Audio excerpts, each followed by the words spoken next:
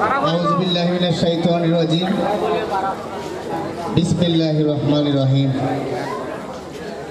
বাংলাদেশ জাতীয়তাবাদী যুবদল চকরিয়া উপজেলা শাখার অধীন কয়ারবিল ইউনিয়ন যুবদলের আজকের কর্মী সভার প্রিয় সভাপতি, কয়ারবিল ইউনিয়ন যুবদলের সভাপতি জনাব আবু সিনা আরমান। একটু আগে কাজের ব্যস্ততার কারণে, সাংগঠনিক কাজের কারণে প্রধান অতিথি হিসেবে উপস্থিত থেকে আমাদের কাছ থেকে বিদায় নিয়েছেন উপজেলা বিএনপির সংগ্রামী আহ্বায়ক বর্ষিয়ান রাজনীতিবিদ জনাব এনামুল হক। আমাদের সাথে উপস্থিত আছেন বাংলাদেশ জাতীয়তাবাদী দল বিএনপি চকরিয়া উপজেলা শাখার সাবেক যুগ্ম সম্পাদক, উপজেলা যুবদলের সাবেক সাধারণ সম্পাদক, উপজেলা ছাত্রদলের সাবেক সফল সভাপতি জাহাঙ্গীর আলম ভুট্টো। মঞ্চে উপস্থিত বাংলাদেশ জাতীয়তাবাদী দল বিএনপি কয়ারবিল ইউনিয়ন শাখার সংগ্রামী সফল সভাপতি, সাবেক ছাত্রনেতা, কারা নির্যাতিত কয়ারবিলের সবচেয়ে যিনি পরিশ্রম করে বিএনপি পরিবারকে ঐক্যবদ্ধ রেখেছেন জনাব একে জিল্লুর রহমান। মঞ্চে উপস্থিত আমার বাংলাদেশ জাতীয়তাবাদী যুবদলের সাধারণ সম্পাদক, আজকের অনুষ্ঠানের প্রধান বক্তা জনাব মোহাম্মদ জকরিয়া সহ উপস্থিত বিএনপির অসংখ্য নেতৃবৃন্দ, যুবদলের নেতৃবৃন্দ, ছাত্রদলের নেতৃবৃন্দ, মঞ্চের সামনে উপবিষ্ট প্রিয় জাতীয়তাবাদী পরিবারের সকল স্তরের সম্মানিত সদস্যবৃন্দ, আসসালামু আলাইকুম রহমতুল্লাহি ওয়া বারাকাতুহু। প্রিয় উপস্থিতি, দীর্ঘক্ষণ ধরে বসে থেকে নেতৃবৃন্দের বক্তব্য শুনেছেন। বক্তব্য শুনে আমিও অনেকটা তন্দ্রায় গিয়েছিলাম। যার বক্তব্য শুনি তার বক্তব্যই ভালো লাগে। আমার মনে হয় মাঝে মাঝে বলি বক্তব্য সত্যই তারা দিয়ে দিচ্ছে, আমার বক্তব্য কি হবে। এশারের আজানও খুব ঘনিয়ে আসছে, সময় আসছে, আপনাদের কষ্ট দেব না। আমরা এসেছি সাংগঠনিক কর্মকাণ্ড পর্যবেক্ষণ করার জন্য। আমরা দীর্ঘকাল ধরে এভাবে সম্মিলিতভাবে আপনাদের নিয়ে, নেতা কর্মীদের নিয়ে এত বিশাল কর্মী সমাবেশ আমরা শেষ করতে পারিনি। কেন করতে পারিনি সেটা আপনারা কালের সাক্ষী। এদেশে আমরা এমনভাবে রাজনীতি করেছি, জাতীয়তাবাদী দল সহ যারা বিরোধী দলের রাজনৈতিক কর্মী ছিল তারা মনে মনে ভাবত আমরা যেন মায়ানমার থেকে এখানে এসেছি, ঠিক না? আওয়ামী রাজনীতির সাথে যারা জড়িত ছিল তারা এমনভাবে চলাফেরা করত তারাই বাংলাদেশের নাগরিক, আর আমরা বাংলাদেশের কেউ না। আর তারা এমনভাবে কথা বলতো দেশটা তাদের পিতা শেখ মুজিবুর রহমানের, আর তাদের দাদা ভারতের মোদির, ঠিক না? তাদের এই পিতৃ পরিচয় এবং এই তাদের দাদার পরিচয় বাংলাদেশটাকে যেভাবে লুটে পুটে তারা খেয়ে ফেলেছে, সেই লুটে পুটে খাওয়ার সময় আমাদের উপর যে নিপীড়ন নির্যাতন বিশ্ববাসী দেখেছে। আপনারা জানেন আমার দেশনেত্রী বেগম খালেদা জিয়া এরশাদে তাকে ক্যান্টনমেন্টের বাসভবনটা দিয়েছিলাম। এখানে মুরব্বী যারা তাদের মনে আছে, রাষ্ট্র যাকে একটি বাসস্থান দিয়েছিল। কেন দিয়েছিল? কারণ তিনি এদেশের স্বাধীনতার ঘোষক। এই দেশটা যিনি ঘোষণা না করলে রাষ্ট্র স্বাধীন হতো না। সেই রাষ্ট্রপতি সাবেক শহীদ জিয়াউর রহমানের স্ত্রী যখন তাকে দেশি বিদেশি ষড়যন্ত্রের আলোকে আমাদের জিয়াউর রহমানকে হত্যা করা হলো, হত্যার পর আমার এই দেশনেত্রী বেগম খালেদা জিয়াকে সেই বাসভবনটা দেওয়া হয়েছিল। আর শেখ হাসিনা, এই খুনি শেখ হাসিনা ভারতের দূষণ কি করলো, আমার নেত্রীকে সেই ক্যান্টনমেন্টের বাসভবন থেকে এক কাপড়ে তাড়িয়ে দিয়েছিল। পেশিবাদী এবং স্বৈরশাসক শব্দ দুটি ভিন্ন, কাজেও ভিন্ন। আমরা স্বৈরশাসক হিসাবে এরশাদকে দেখেছিলাম, তার বৈশিষ্ট্য কি ছিল? তার বৈশিষ্ট্য ছিল বিনা ভোটে নির্বাচিত করা। বিনা ভোটে নিজেও নির্বাচিত হয়েছিল, আর বিনা ভোটে ইউনিয়ন পরিষদ থেকে শুরু করে উপজেলা চেয়ারম্যান থেকে শুরু করে এমপি থেকে শুরু করে সকল স্তরের নির্বাচনগুলোর প্রতিনিধিরা বিনা নির্বাচনে নির্বাচিত হতো। এটা ছিল স্বৈর শাসকের আচরণ। আর পেশিবাদীর আচরণ কি? একসাথে দুটোই তার মধ্যে পাওয়া যায়, স্বৈরচারী এবং পেশিবাদী দুটোই শেখ হাসিনার ভেতরে ছিল। শেখ হাসিনা ভোটের নামে জনগণের সাথে প্রহসন করেছে। শেখ হাসিনা নির্বাচনের নামে জাতির সাথে তামাশা করেছে, নির্বাচন দেয়নি সঠিকভাবে। আমরা আপনারা 2009 সালের পরে কোনো নির্বাচনে সুষ্ঠুভাবে ভোট দিতে পেরেছি? পারি নাই। 14 সালের নির্বাচন দেখেছেন, কেন্দ্রে কুকুর ছাড়া ভোটার ছিল না। তাদের আওয়ামী লীগও কেন্দ্রে যায়নি। আওয়ামী লীগেরা বলছে আমাদের ভোট কেন্দ্রে যাওয়ার দরকার নাই, আমার দেশ নেত্রী শেখ হাসিনা ভোট দিয়ে দেবে। যেই কারণে তারাও ভোট দিতে যায়নি। জনগণ বলেছিল, আওয়ামী লীগ বলেছিল, আওয়ামী বুদ্ধিজীবীরা বলেছিল বিএনপি নির্বাচনে না গিয়ে ভুল করেছে, বলেছিল না? জনগণের এই মন্তব্য, এই ধারণা পাল্টে দেওয়ার জন্য আবার দেশনেত্রী বেগম খালেদা জিয়ার নেতৃত্বে 18 সালে নির্বাচন গিয়েছিল, ঠিক কিনা?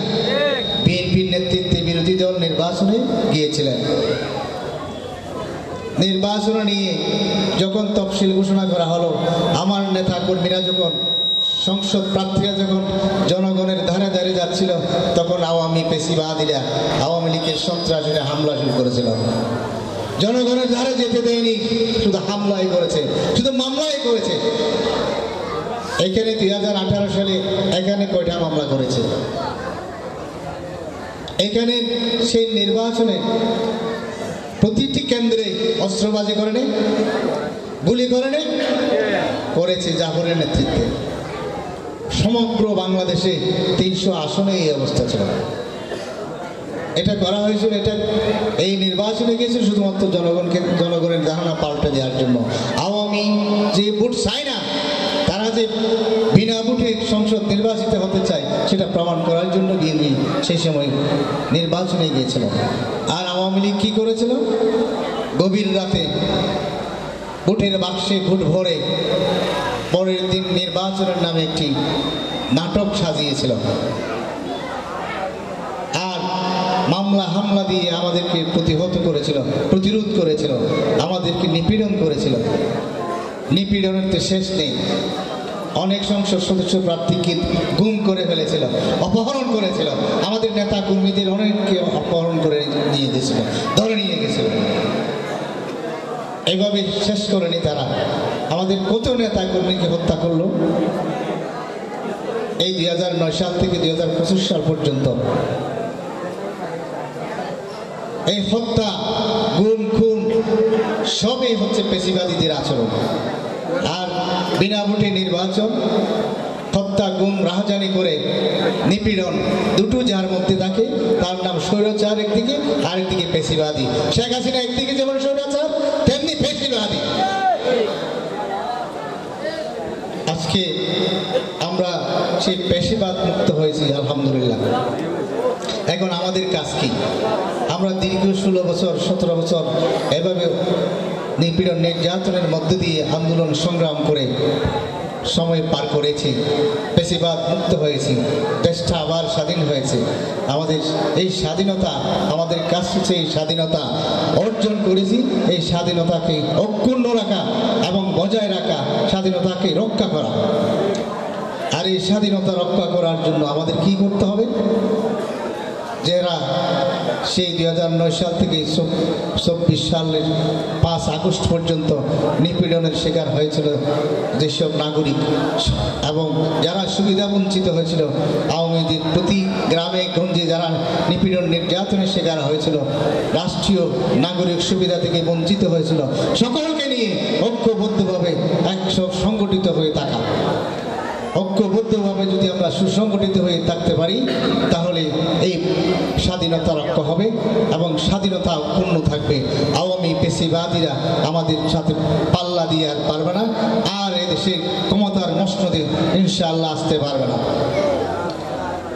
ক্ষমতার মসনদে যেন শেখ হাসিনা আবার আসতে না পারে, সেই জন্য আমাদের এই সংগঠনকে খুব বেশি শক্তিশালী করতে হবে। সংগঠনকে যদি আমরা শক্তিশালী করতে পারি, তাহলে আমাদের রাজনীতি শক্তিশালী হয়। আমাদের রাজনীতি যদি শক্তিশালী হয়, তাহলে বেশিরভাগ মুক্ত বাংলাদেশ হবে, শেখ হাসিনা মুক্ত বাংলাদেশ হবে, সন্ত্রাস মুক্ত বাংলাদেশ হবে। এই বাংলাদেশ হবে বেগম আপসহীন দেশনেত্রী বেগম খালেদা জিয়ার নেতৃত্বে একদিন স্বাধীন সার্বভৌমত্ব বাংলাদেশ ইনশাআল্লাহ। সংগ্রামী বন্ধুগণ, শহীদ রাষ্ট্রপতি জিয়াউর রহমান এই দেশটাকে স্বাধীন করেছিলেন নিজের জীবন বাজি রেখে। আওয়ামী লীগ শেখ মুজিবকে এদেশে 2009 সাল থেকে 24 সালের শেষ অবধি চেষ্টা করেছে বাঙালি জাতির পিতা বানানোর জন্য, ঠিক কিনা? যেখানে যাই সেখানে জাতির পিতা, সেখানে যাই সেখানে জাতির পিতা। আমরা বলি তুমি জাতির পিতা না, তুমি কুখ্যাত সন্ত্রাসীদের পিতা, তুমি ভারতের সন্তান, মোদির দূষর, তুমি কি করে জাতির পিতা হবে? তুমি তো স্বাধীনতার সময় এখানে ছিলে না। স্বাধীনতা একটি ভাষণের মধ্যে দিয়ে যদি একটি রাষ্ট্র স্বাধীন হয়, তাহলে তো যুদ্ধ করতে হয় কেন? আমার নেতা শহীদ রাষ্ট্রপতি জিয়াউর রহমান শুধু ঘোষণা দেয়নি, কি করেছিলেন? রণাঙ্গনে সশস্ত্র যুদ্ধ করেছে, সেক্টর কমান্ডারের দায়িত্বে পালন করেছেন। আর আপনি শেখ মুজিবুর রহমান কোথায় ছিলেন? স্বেচ্ছায় আপনি কারাবরণ করেছিলেন, পাকিস্তানিদের হাতে আত্মসমর্পণ করেছিলেন, সুখে নিদ্রা গিয়েছিলেন। আর আমাদের বাঙালি জাতির যারা সাহসী সন্তান, তাদেরকে এখানে যুদ্ধ করতে দিয়েছিলেন। আপনার পরিবার সহ যারা আওয়ামী লীগ ছিল, ইতিহাস পড়ে দেখেন, প্রকৃত ইতিহাস, আওয়ামী লীগ যারা করতো সেই সময় তারা ভারতে আশ্রয় গ্রহণ করেছিল। আওয়ামী লীগের মুক্তিযোদ্ধার সংখ্যা অত্যন্ত বিরল। আজকে নতুন করে তারা ক্ষমতায় এসে মুক্তিযোদ্ধা সেজেছে, ঘরে ঘরে তারা মুক্তিযোদ্ধা তৈরি করেছে। মহা মুক্তিযোদ্ধা, বয়স 8 বছর ছিল 71 সালে, সেও নাকি মুক্তিযোদ্ধা। জন্ম হয়নি, সেও মুক্তিযোদ্ধা। মায়ের পেটে ছিল, সেও মুক্তিযোদ্ধা। দেশটাতে মহা মুক্তিযুদ্ধে ভরে দিয়েছিল পেশিবাদী আওয়ামী সরকার। এদেশের মানুষ বারবার বলেছিল পেশিবাদীরা দীর্ঘ হতে পারে রাষ্ট্রীয় ক্ষমতায়, কিন্তু দীর্ঘকাল চিরস্থায়ী হতে পারে না। শেখ হাসিনাকে পরামর্শ দিয়েছিল অনেকে, শেখ হাসিনা শুনে নাই।